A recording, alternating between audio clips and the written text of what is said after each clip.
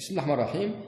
On commence avec le TP numéro 3. Le TP numéro 3 prend le titre Régulation d'un alternateur par la méthode d'impédance synchrone. L'impédance synchrone, en fait, c'est ce qu'on appelle, c'est un paramètre qui est lié au stator, impédance synchrone. C'est-à-dire il y a l'inductance, il y a l'oméga S. Bon, avant de comprendre la régulation via l'impédance synchrone, il faut d'abord comprendre le système de la machine synchrone, le couplage avec la turbine et la génération d'énergie vers une charge. D'abord, une machine synchrone, elle s'affiche ici, c'est-à-dire en orange, dans le centre. Elle est constituée d'un stator et d'un rotor. Le stator, c'est celui qui va générer l'énergie vers une charge. Dans ce TP-là, on va faire une charge. Dans le TP prochain, Inch'Allah, on va faire le couplage avec le réseau. Bon, d'abord, il faut dire que la machine synchrone, elle doit être entraînée par une turbine et elle va générer l'énergie. Mais avant qu'elle puisse générer l'énergie vers une charge, elle doit être excitée via une génératrice. La génératrice à moteur à courant continu va produire une excitation, va produire une tension qui va exciter le rotor. Le rotor, il est constitué d'un bobinage. C'est le cas inverse pour la machine asynchrone. La machine asynchrone, le rotor, c'est l'induit, le stator, c'est l'inducteur. Dans la machine synchrone, c'est l'inverse. Le stator, c'est l'induit et le rotor, c'est l'inducteur. On voit très bien ici, c'est-à-dire la différence. La machine asynchrone triphasée, inducteur, celui qui crée le champ magnétique, c'est le stator, l'induit, c'est le rotor. Pour la machine synchrone, c'est l'inverse. Celui qui crée le champ magnétique, c'est le rotor. Même il y a un mouvement rotatif, mais celui qui crée le champ magnétique. Il y a une création de champ magnétique via une tension continue, plus ou moins. Parce que la génératrice à courant continu, c'est une génératrice à la base, elle va produire une tension continue. Et l'induit, c'est celui qui reçoit ce champ magnétique de l'inducteur qui est le stator. C'est l'inverse par rapport à la machine asynchrone. Bon, rapidement, on a trois paramètres essentiels. Nous avons le J. Le J, c'est le courant d'excitation au niveau du rotor. La valeur max ou nominale, c'est 0,5. On va voir ça plus tard, Inch'Allah, dans les vidéos qui se suivent, Inch'Allah, pour faire la manipulation. Au niveau de la bobine, il y a le défi sur dt. Il y a un flux, bien sûr un flux ici, il y a un flux constant, par rapport à la dérivée de temps. En contrepartie, il y a le IS. IS, c'est le courant qui sort du stator, il va alimenter une charge. Bon, au niveau de la charge, bien sûr, ici on tourne avec une vitesse de 1500 tours par minute. La turbine tourne avec 1500 tours par minute. Pourquoi? Pour produire une tension qui est sous forme VA égale V crête c'est la valeur max, sinus oméga t. En fait, le oméga t c'est le 2πf. Le F c'est 50 Hz. Et lorsqu'on tourne à 1500 tours par minute, ça veut dire qu'on va produire une fréquence de 50 Hz. C'est ça l'objectif. D'abord, la charge, elle peut prendre 3 cas. Un cas résistif, un cas inductif et un cas capacitif. Le cas résistif, le cos phi égale 1. Le cas inductif, le cos phi égale une valeur qui est en arrière. L'arrière, ça veut dire quoi? Ça veut dire le courant est en arrière par rapport à la tension. Le courant, toujours, on le compare par la tension, parce qu'à l'origine, la tension, c'est la base. Et le courant, c'est une image de la charge. Voilà. Pour le cas capacitif, le cos phi égale une valeur qui est en avance. Ça veut dire le courant est en avance, en arrière. Plus tard, je vais expliquer tout ça dans le schéma de Fresnel. Voilà. Plus tard, je vais l'expliquer. Au niveau de la charge, nous avons le module Z de la charge et la phase phi. Ça, c'est une forme complexe, module et phase. Z, c'est quoi? Z, en fait, on peut avoir une charge constituée d'une inductance avec une résistance, ou bien une résistance avec une capacité, c'est-à-dire Ra plus Jx. Ce X-là peut prendre Ls oméga ou bien 1 sur C oméga, à savoir le type de la charge qui est ici.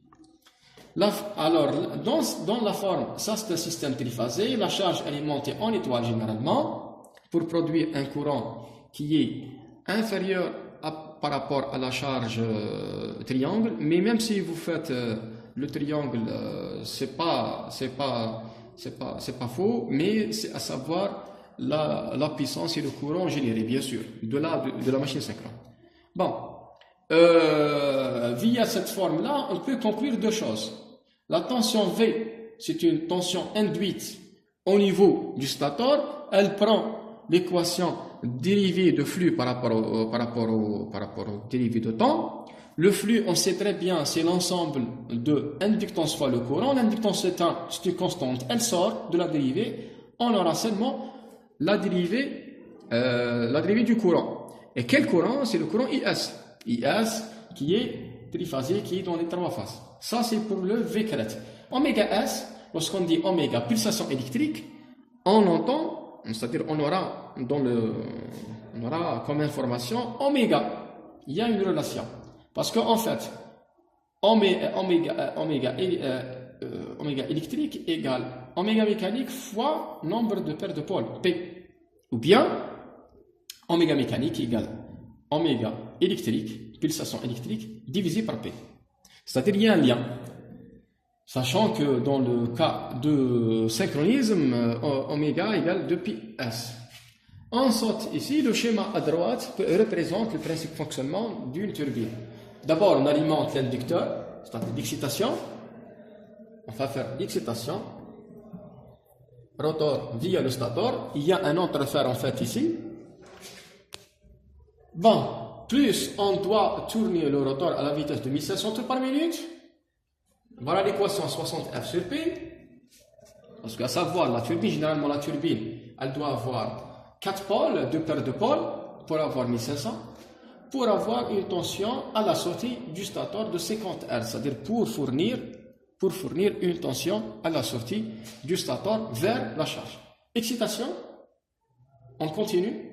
On sait que le flux est constant dans le continu. La tension induite est nulle à 1500 tours par minute. C'est la raison pour laquelle la machine synchrone a un rotor qui est en continu. Voilà, excitation en continu, le rotor tourne à 1500 tours par minute. Il nous donne une tension induite de 50 Hz au niveau du stator envers la charge. Bon, on a pour comprendre ce TP-là, on a deux caractéristiques importantes, caractéristiques externes et caractéristiques de réglage.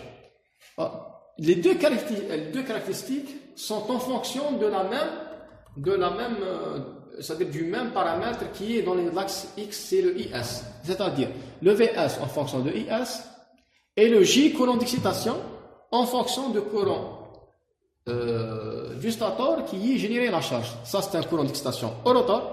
Et ça, c'est un courant généré à la charge IS. Qu'est-ce que j'ai? J'ai mentionné, premièrement, caractéristique externe, c'est la caractéristique de réglage.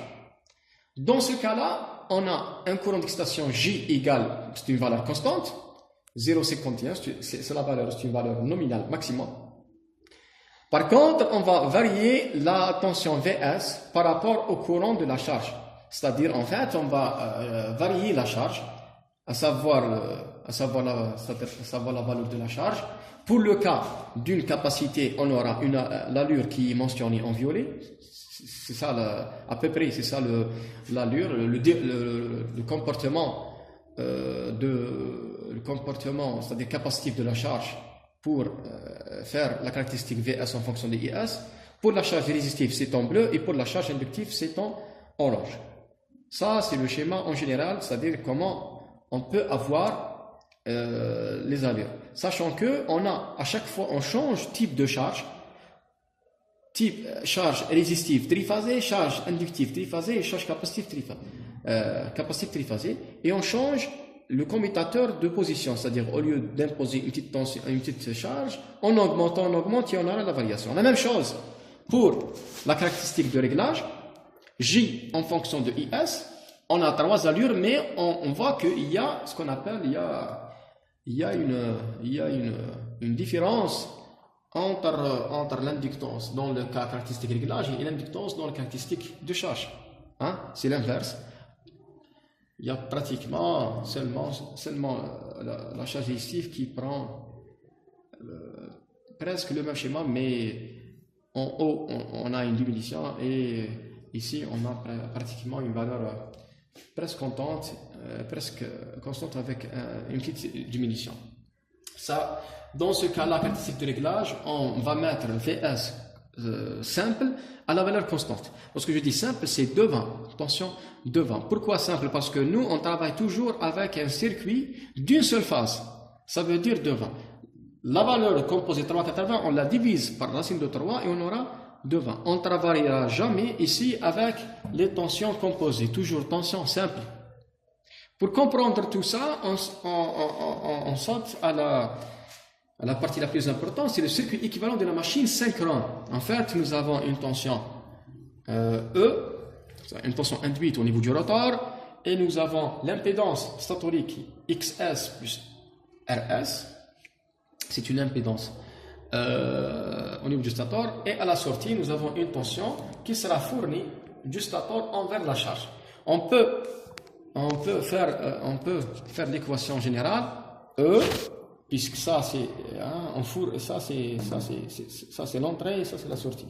Ça veut dire E égale ça plus ça plus ça. Ça c'est une impédance XS. Bon, comme j'ai dit, nous avons E est égal XSI plus RSI plus V. Voilà.